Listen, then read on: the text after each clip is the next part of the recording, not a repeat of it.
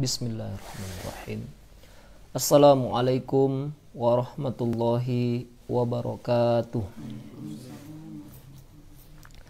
Alhamdulillahi rabbil alamin. Wassalatu wassalamu ala ashrafil anbiya'i wal mursalin wa ala alihi wa ashabihi wa man kana aula bihi wa sallim taslima. Allahumma inna nas'aluka ilman nafi'a wa rizqan thayyiba wa amalan mutaqabbala wa shifaa'an min kulli da'. Ya Allah, pada kesempatan ini kami memohon kepadamu, karuniakanlah kepada kami ilmu yang bermanfaat, rezeki yang halal, amalan yang diterima, dan karuniakanlah kepada kami kesembuhan dan kesehatan dari berbagai macam penyakit. Amin amin ya rabbal alamin. Para penonton dan para pendengar, sampailah kita dalam bahasan memahami makna bacaan salat.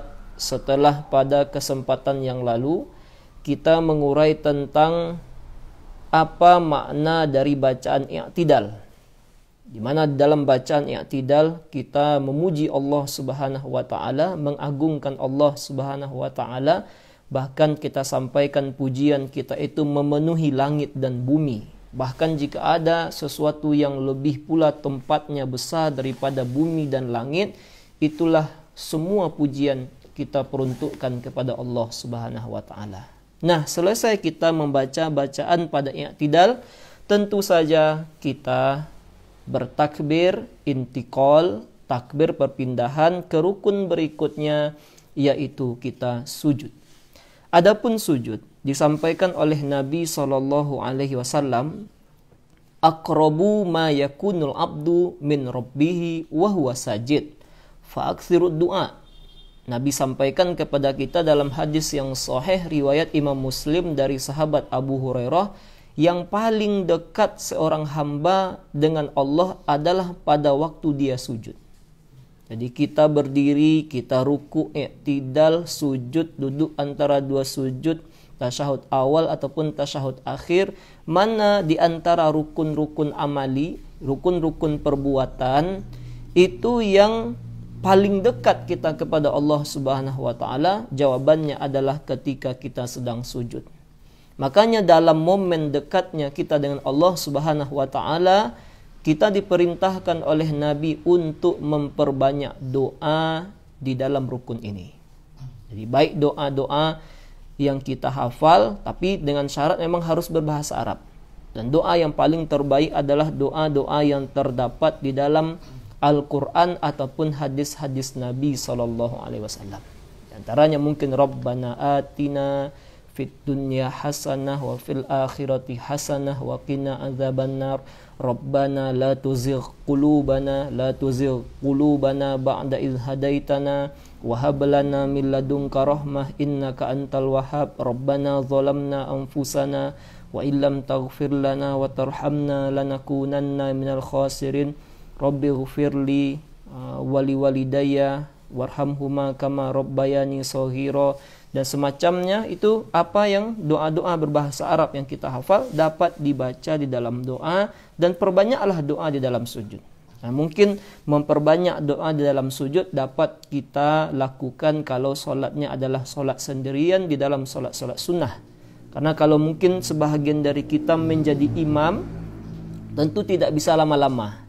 Tidak bisa lama-lama, atau mungkin kalau kita menjadi makmum terikat dengan sujudnya imam. Nah, kemudian adapun setelah kita sujud, Nabi SAW mengajarkan kepada kita lafaz-lafaz yang menjadi bacaan di dalam sujud.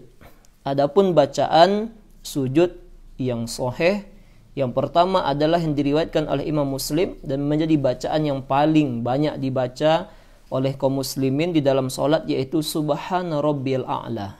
Subhana Rabbiyal A'la. Subhana Rabbiyal A'la. Artinya adalah Subhana Maha Suci. Subhana artinya adalah Maha Suci. Rabbiya, Rabbku. Subhana Maha Suci Rabbku, Al-A'la, yang Maha paling tinggi. Jadi ulangi, bacaannya adalah Subhana Rabbiyal A'la, Maha suci Robku yang maha paling tinggi. Nah, apa maksudnya? Di dalam bacaan ini kita menyatakan bahwa Allah Subhanahu wa taala adalah yang paling tinggi di atas segala-galanya.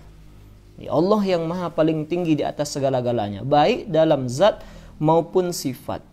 Adapun sifat Allah sampaikan dalam surah An-Nahl ayat 60.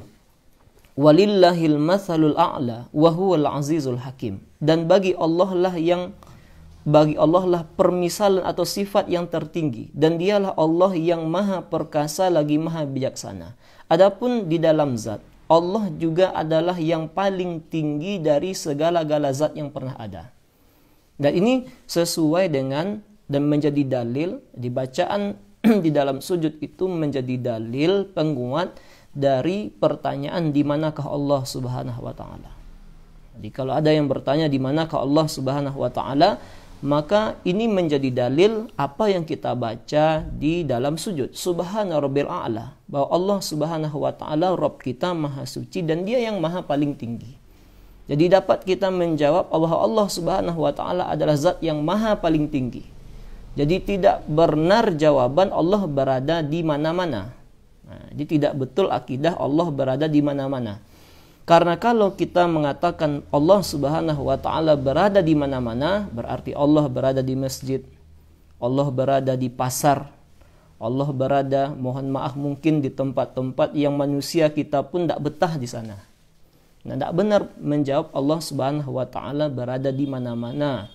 Mungkin orang mengatakan Allah berada di hatinya. Itu pun juga tidak mungkin. Karena kalau seandainya orang mengatakan Allah berada di hatinya, berarti nanti akan berkumpul Allah Subhanahu wa taala dengan makhluk yang lain. Karena Nabi SAW menyampaikan di dalam hadis yang diriwayatkan oleh Ibnu Abi Syaibah, kata Rasulullah kepada kita, "Asyaitonu jathimun ala qalbi ibni Adam." Setan itu akan mendekam dalam hati anak Adam. Jadi salah satu tempat setan itu ya hati kita. Tempatnya setan itu di hati kita. Inilah yang disampaikan oleh Nabi kita, bahwa setan itu mendekam dalam hati anak Adam. Lalu bagaimana?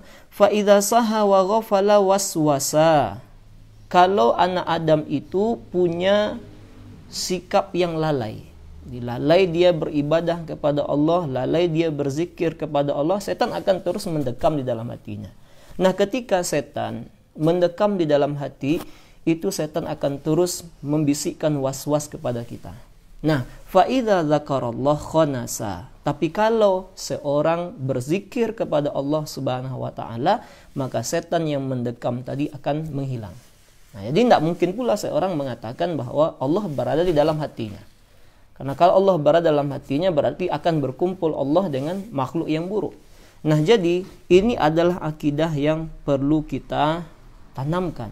Bahkan secara fitrah kita sebagai manusia pun demikian. Bukankah kalau kita berdoa kita seperti ini? Mengapa kita berdoa seperti ini? Bahwa kita secara fitrah meyakini bahwa Allah Subhanahu wa taala adalah zat yang tinggi, adalah zat yang maha tinggi. Nah, selain bacaan ini dan dalil-dalil yang lain itu pun menguatkan satu sama lainnya, saling menguatkan. Di antaranya adalah terdapat dalam surah Al-Mulk ayat 16. Allah sampaikan kepada kita, "A'amintum man fis sama ay yakhsifa bikumul ard?" Apakah kalian merasa aman dari yang di atas langit? Maksudnya adalah Allah Subhanahu wa taala. Apakah kalian merasa aman dari Allah Subhanahu wa taala? Tapi Allah sampaikan di sini, "A'amintum man fis sama." Apakah kalian merasa aman dari yang di atas langit? Berarti kalau bertanya orang di mana Allah, Allah di atas. Allah Subhanahu wa taala yang maha paling tinggi sesuai dengan apa yang kita baca di dalam sujud kita. Tetapi nanti ketika kita mengatakan Allah Subhanahu wa taala berada zat yang paling atas, yang paling tinggi, bahwa tinggi dan atas itu tidak sama dengan makhluk. Sama nanti dengan ayat-ayat yang lainnya, bahwa Allah Subhanahu wa taala, kata Nabi, turun di sepertiga malam terakhir. Nah, turun, Allah turun.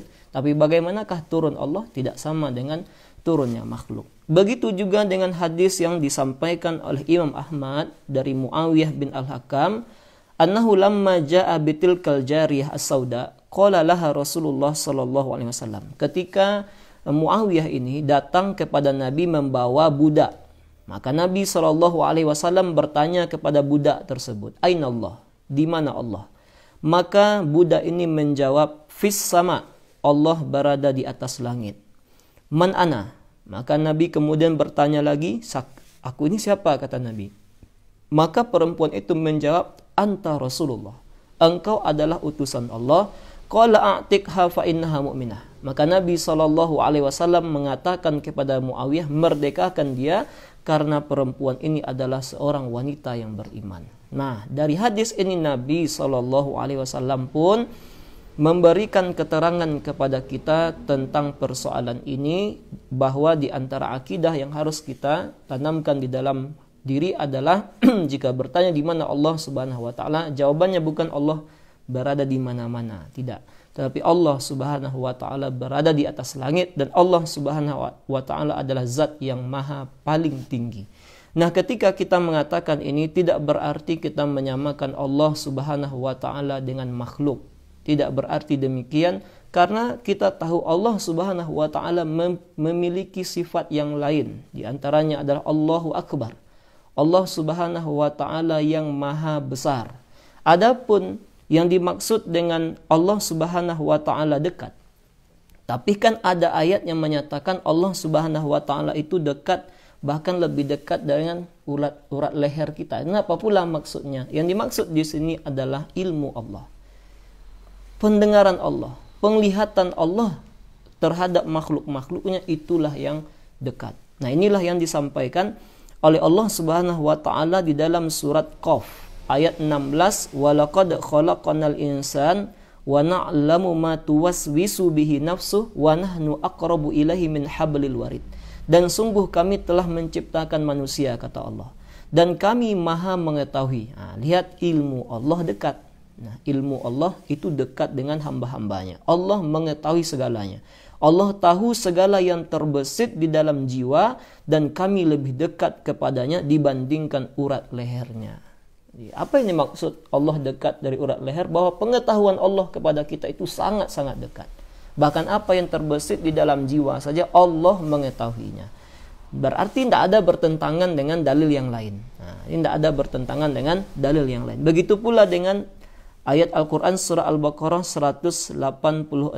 Wa idza sa'alaka 'ibadi 'anni fa inni qarib ujibu da'watad da'i idza da'ani falyastajibu li wal yu'minu bi la'allahum yarshudun. Dan jika hambaku bertanya kepadamu wahai Muhammad tentang aku, maka katakanlah ini qarib, sesungguhnya aku itu dekat. Berarti Allah Subhanahu wa taala kalau berdoa kita, Allah maha mendengar, dan pendengaran Allah terhadap doa kita sangat-sangat dekat. Inilah yang dimaksud dengan ayat ini. Begitu pula tentang Allah Subhanahu wa taala berfirman dalam surat Al-Hadid ayat yang keempat, Allah sampaikan kepada kita, wa huwa ma'akum aynama kuntum wallahu bima ta'maluna basir. Dan dia Allah selalu bersama kalian dimanapun kalian berada, dan Allah maha melihat segala sesuatu yang kalian lakukan. Jadi di sini ada, tidak dipotong-potong ayatnya. Memang Allah Subhanahu wa taala mengatakan selalu bersama kalian dimanapun kalian berada. Ini bukan dalil Allah berada di mana-mana, tidak. Tapi lanjutkan ayatnya. Allah Subhanahu wa taala kaitkan itu dengan wallahu bima ta'maluna basir. Allah maha melihat dengan apa yang kalian lakukan. Berarti yang dimaksud di sini adalah penglihatan Allah itu di mana-mana. Allah bisa melihat apapun itu. Tidak ada yang tersembunyi di sisi Allah Subhanahu wa ta'ala. Jadi jangan dipotong-potong ayatnya, tapi sempurnakanlah ayat tersebut sehingga sempurna pemahaman kita tentang Allah Subhanahu wa ta'ala. Jadi inilah yang menjadi bacaan yang pertama dari bacaan sujud, yaitu Subhana Rabbiyal A'la. Maha suci Allah Rabbku yang maha tinggi, dan menjadi dalil tentang akidah jika ada yang bertanya di mana Allah Subhanahu wa taala. Allah adalah zat yang maha paling tinggi, dan Allah Subhanahu wa taala sesuai yang disampaikan oleh seorang perempuan kepada Nabi ketika Nabi bertanya aina Allah, di mana Allah, maka dia menjawab Allahu fis sama. Allah Subhanahu wa taala berada di atas langit. Tapi apakah Allah berarti sama dengan makhluk? Tidak. Laisa kamitslihi syai'un. Allah tidak sama dengan makhluknya. Ketika Allah Subhanahu wa taala mensifati dirinya dengan turun, atau Allah Subhanahu wa taala memiliki yadullah fawqa aydihim, tangan Allah di atas tangan mereka, maka marilah kita imani itu dengan keimanan yang mantap, tanpa kalau kita katakan tangan Allah berada di atas tangan mereka berarti Allah punya tangan, berarti Allah sama dengan makhluk. Tidak. Kita katakan sebagaimana yang Allah firmankan, Allah memiliki tangan, tapi tangan Allah tidak sama dengan tangan makhluk. Nah, jadi ini adalah akidah para salaf, akidah dari ulama-ulama kita terdahulu. Nah, ini adalah pembahasan yang pertama dari bacaan sujud Subhana Rabbiyal A'la. Maha suci Allah, Dia Rabb kita yang maha paling tinggi. Dan itu sesuai dengan fitrah, sesuai dengan fitrah kita. Bahkan orang-orang non-muslim pun demikian. Mungkin ada yang pernah menonton bola, kalau non-muslim cetak gol, secara fitrah dia akan seperti ini. Untuk apa dia seperti ini? Jadi karena memang secara fitrah manusia itu mengakui bahwa Allah Subhanahu wa taala adalah zat yang maha paling tinggi. Begitu juga kadang orang-orang tua kita dahulu mengatakan, semua sudah berada di tangan Allah. Itu bukan berarti mereka menyamakan tangan Allah dengan tangan makhluk. Nah, ini adalah dalil yang pertama di dalam bacaan sujud. Kita menyatakan Subhana Rabbil A'la, maha suci Allah yang maha paling tinggi. Adapun secara fikih, hukum bacaan ini adalah sunnah. Dan berapa banyak bacaannya? Banyak bacaannya tidak terbatas kepada 3, tetapi boleh terus dibaca selama kita masih dalam sujud. Kalau seandainya kita baca Subhana Rabbil A'la, Subhana Rabbil A'la, Subhana Rabbil A'la, ternyata imam masih sujud, ya baca aja terus Subhana Rabbil A'la, Subhana Rabbil A'la, sampai nanti kita duduk antara 2 sujud, atau naik ke rakaat berikutnya, atau tasyahud awal. Nah, inilah bahasan pada pertemuan yang pertama ini. Terima kasih banyak kepada para pemirsa dan para pendengar dimanapun berada. Mudah-mudahan bermanfaat. Mohon maaf jika ada kesalahan. Kita tutup dengan doa kafaratul majelis. Subhanakallahumma bihamdik, asyhadu an la ilaha illa anta astaghfiruka wa atubu ilaik. Assalamualaikum warahmatullahi wabarakatuh.